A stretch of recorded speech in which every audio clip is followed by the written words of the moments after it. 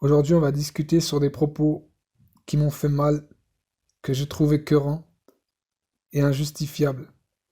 Aucun média n'en a parlé. Comme d'habitude, tout est passé sous silence. Cela prouve encore qu'on est tenu par ces fameux 1%. Mais le comble dans tout ça, c'est que l'individu qui tient ces propos, que je vais vous traduire en français, est le président de SOS Racisme au Portugal. C'est vraiment incroyable. Voici ses propos en français qui sont un passage d'une conversation. Alors, voici les propos. Nous devons tuer l'homme blanc, comme nous le suggérait Fanon. L'homme blanc nous a ramenés jusqu'ici. Il doit mourir. Il doit mourir. Heureusement, grâce à Dieu, ou à la destinée, ou appelez ça comme il vous semble le plus juste, j'ai eu la chance de vivre et grandir en compagnie de familles africaines que j'aime de tout mon cœur, que je respecte, non pas parce qu'ils sont noirs, j'en ai rien à foutre de leur couleur de peau, mais parce qu'ils sont respectables. Donc, respectez. Tout l'opposé des propos que tient Monsieur Ba.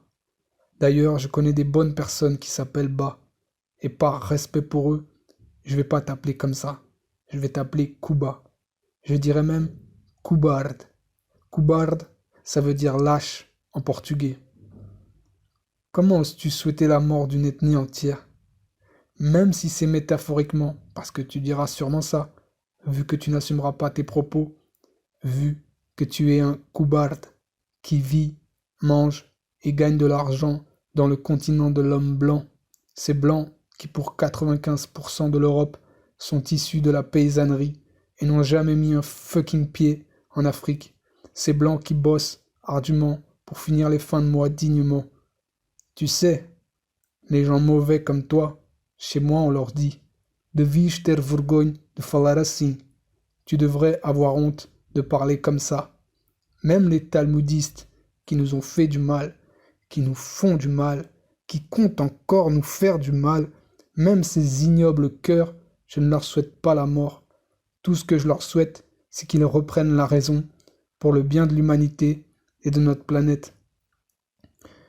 Je sais pas si tu te rends compte, mais tes propos sont dangereux pour les sœurs et les frères africains qui vivent en Europe et qui sont tout l'opposé de ce que tu es. Si tu as un minimum de conscience, je te souhaite de te remettre en question. Je ne serai pas hypocrite ou politiquement correct. Je te souhaite également de quitter l'Europe, ainsi que tous ceux qui ont un état d'esprit comme le tien. Des états d'esprit comme ça n'ont rien à faire sur la terre de nos ancêtres. Je ne te souhaiterais pas de repartir au Sénégal, car le brave peuple sénégalais a aussi ses soucis et ne mérite pas de recevoir un tel fardeau. Le seul continent qui pourrait accueillir ta haine et tes propos actuels, mais qui pourrait aussi accueillir les violeurs d'enfants et plein d'autres choses ignobles, c'est un continent en formation, et il se trouve dans l'océan. Il est composé de déchets et de détritus, à l'image de tes propos. Voilà pour ce podcast. N'oubliez jamais, le problème, ce n'est pas la couleur de peau d'une personne, mais son état d'esprit.